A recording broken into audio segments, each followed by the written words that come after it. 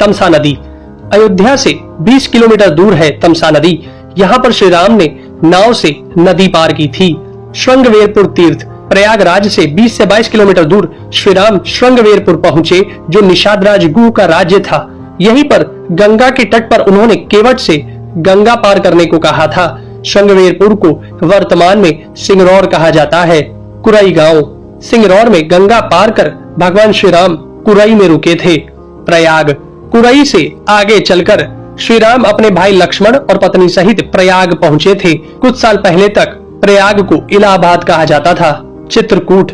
प्रभु श्री राम ने प्रयाग संगम के समीप यमुना नदी को पार किया और फिर पहुंच गए चित्रकूट। चित्रकूट वह स्थान है जहां श्री राम को मनाने के लिए भरत अपनी सेना के साथ पहुंचे थे, क्योंकि राजा दशरथ का देहांत हो चुका था।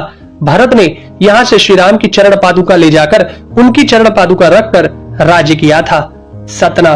चित्रकूट के पास ही सतना यानी मध्य प्रदेश में स्थित अत्रि ऋषि का आश्रम था। हालांकि पत्नी अनुसुईया के साथ महर्षि अत्रि चित्रकूट के तपोवन में रहा करते थे, लेकिन सतना में रामवन नामक स्थान पर भी श्री राम रुके थे, जहां ऋषि अत्रि का एक और आश्रम था। दंडकारण्य। चित्रकूट से निकलकर श्री राम घने वन में पहुंच गए। असल में यही था उनका वनवास। इस वन को उस काल में दंडकारण्य कहा जाता था। मध्य प्रदेश, छत्तीसगढ़ और महाराष्ट्र के कुछ क्षेत्रों को मिलाकर दंडकारण्य था। दंडकारण्य में छत्तीसगढ़, उड़ीसा, तेलंगाना एवं आंध्र प्रदेश राज्यों के अधिकतर हिस्से शामिल थे।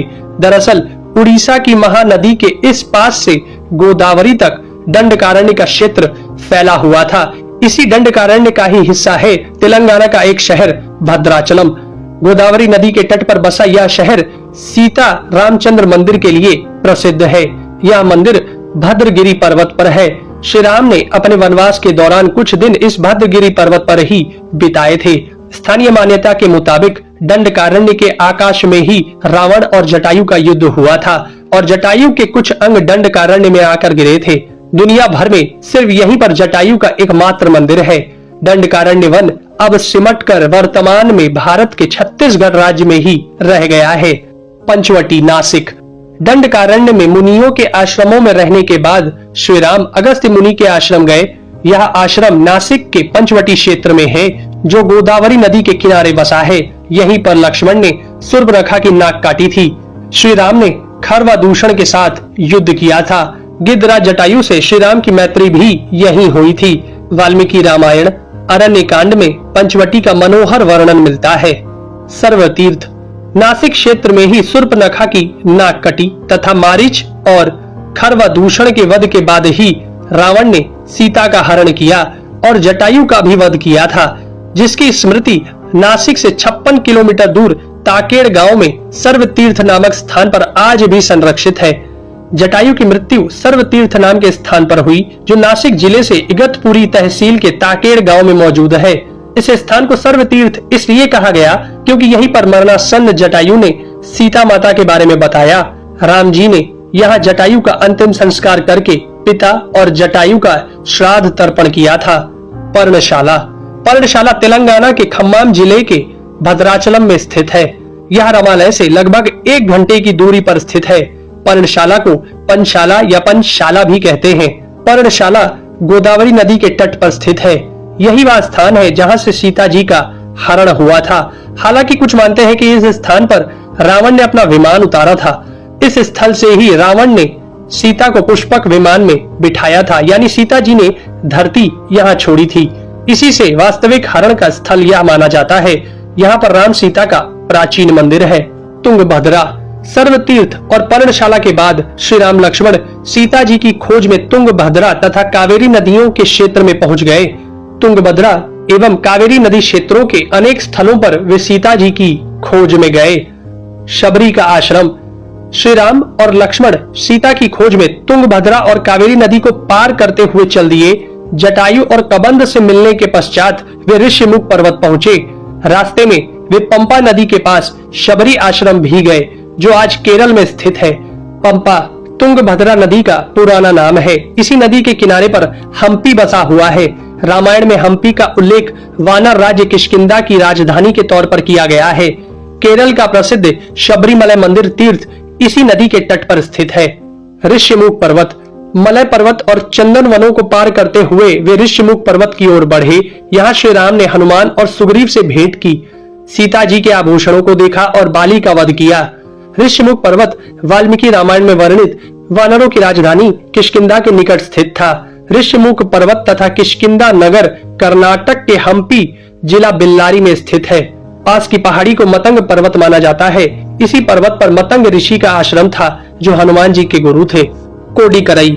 हनुमान और सुग्रीव से मिलने के बाद श्री राम ने वानर सेना का गठन किया और लंका की ओर चल पड़े। तमिलनाडु की एक लंबी तट रेखा जो लगभग 1000 किलोमीटर तक विस्तारित है, कोडिकरई समुद्र तट वेलांकनी के दक्षिण में स्थित है, जो पूर्व में बंगाल की खाड़ी और दक्षिण में पाल्क स्ट्रेट से घिरा हुआ है। यहाँ श्री राम की सेना ने पड़ाव डाला और श्री राम ने अपनी सेना को कोडिकरई में एकत्रित कर विचार विमर्श किया, लेकिन श्री राम की सेना ने उस स्थान के सर्वेक्षण के बाद जाना कि यहाँ से समुद्र को पार नहीं किया जा सकता और यह स्थान पुल बनाने के लिए उचित भी नहीं है। तब श्री राम की सेना ने रामेश्वरम की ओर कूच किया। रामेश्वरम समुद्र तट एक शांत समुद्र तट है और यहाँ का छिछला पानी तैरने और सन बाथिंग के लिए आदर्श है। रामेश्वरम प्रसिद्ध सनातन तीर्थ केंद्र है। भगवान श्री राम ने लंका पर चढ़ाई करने के पहले यहाँ भगवान शिव की पूजा की थी। रामेश्वरम का शिवलिंग श्री राम द्वारा स्थापित शिवलिंग है। धनुषकोडी या धनुषकोटी। 3 दिन की खोजबीन के बाद श्री राम ने रामेश्वरम के आगे समुद्र में वह स्थान ढूंढ निकाला जहाँ से आसानी से श्रीलंका पहुंचा जा सकता हो। उन्होंने नल और नील की मदद से उक्त स्थान से लंका तक का पुनर्निर्माण करने का फैसला लिया। धनुषकोडी भारत के तमिलनाडु राज्य के पूर्वी तट पर रामेश्वरम द्वीप के दक्षिणी किनारे पर स्थित एक गांव है। धनुषकोडी पनबन के दक्षिण पूर्व में स्थित है। धनुषकोडी श्रीलंका में तलेमन्नार से करीब 18 मील पश्चिम में है।